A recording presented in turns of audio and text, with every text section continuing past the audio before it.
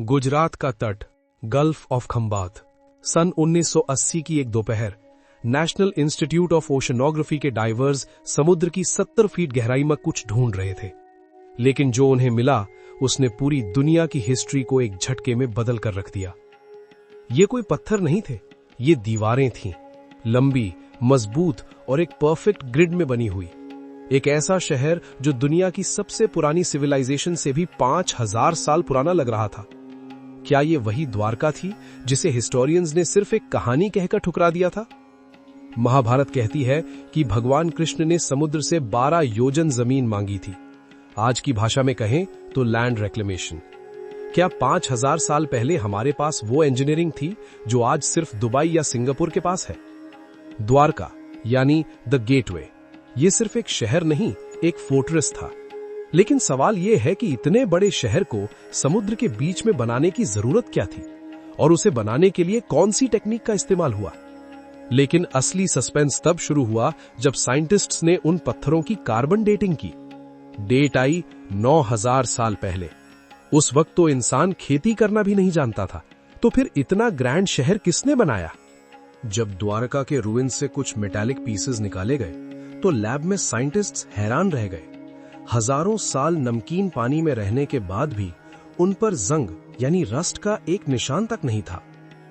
द्वारका के मंदिरों की बनावट दरअसल एक सोनिक वेपन की तरह थी। उनके पिलर्स और डोम्स ऐसी फ्रीक्वेंसी जनरेट करते थे जो दुश्मन की सेनाओं को बेचैन कर देती थी। क्या द्वारका के पास साउंड बेस्ड डिफेंस सिस्टम था? इस शहर का लेआउट इतना परफेक्ट है कि इसे बिना सैटेलाइट व्यू के डिजाइन करना इम्पॉसिबल है।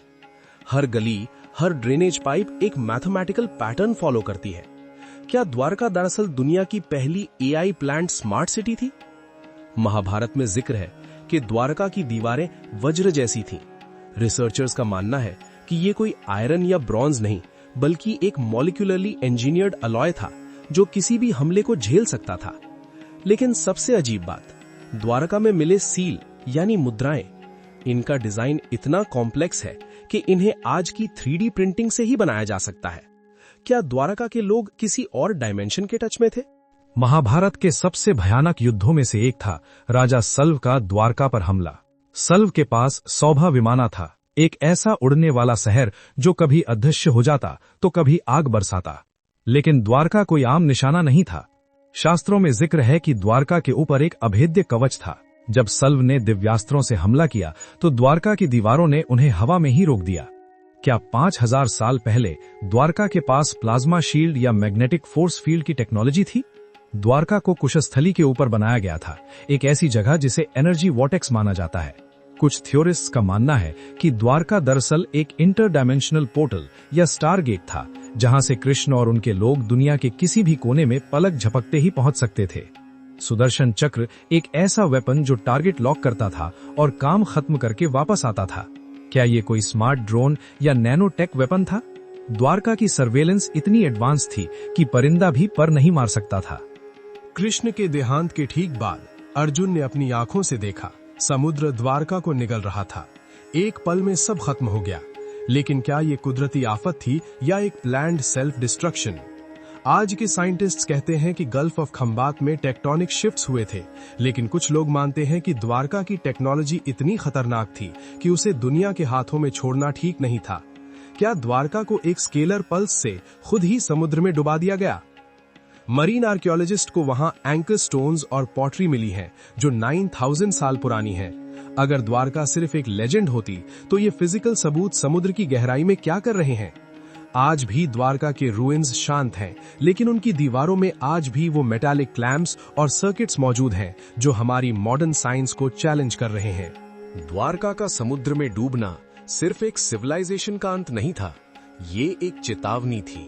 हमारे पूर्वजों के पास ऐसी टेक्नोलॉजी थी जो आज हमारे लिए मैजिक लगती है, लेकिन जब तक दुनिया का नैतिक ढांचा, मॉरल फैब्रिक कमजोर होता गया, तब तक वो टेक्नोलॉजी उन्हें बचा नहीं पाई।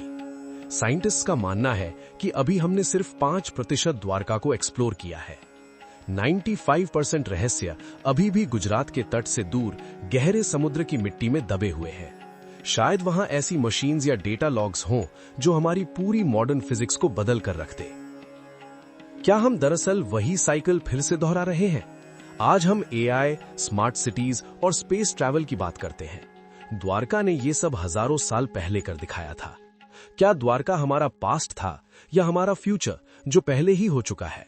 भगवान कृष्ण ने द्वारका छोड़ने से पहले कहा था, समय ही सबसे बलवान है। आज वो ही समय हमें मौका दे रहा है कि हम अपनी जड़ों की तरफ वापस मुड़कर देखें। द्वारका सिर्फ एक डूबा हुआ शहर नहीं, वो हमारी डीएनए में छुपी एक कोडिंग है। द्वारका का रहस्य शायद कभी पूरी तरह न खुले, लेकिन ये हमें ये जरूर सिखाता है कि हमारी हिस्ट्री कितनी महान थी। अगली बार जब आप गुजरात के समुद्र को देखें तो याद रखिए, नीचे एक पूरा ब्रह्मांड सो रहा है। Stay curious, stay cosmic.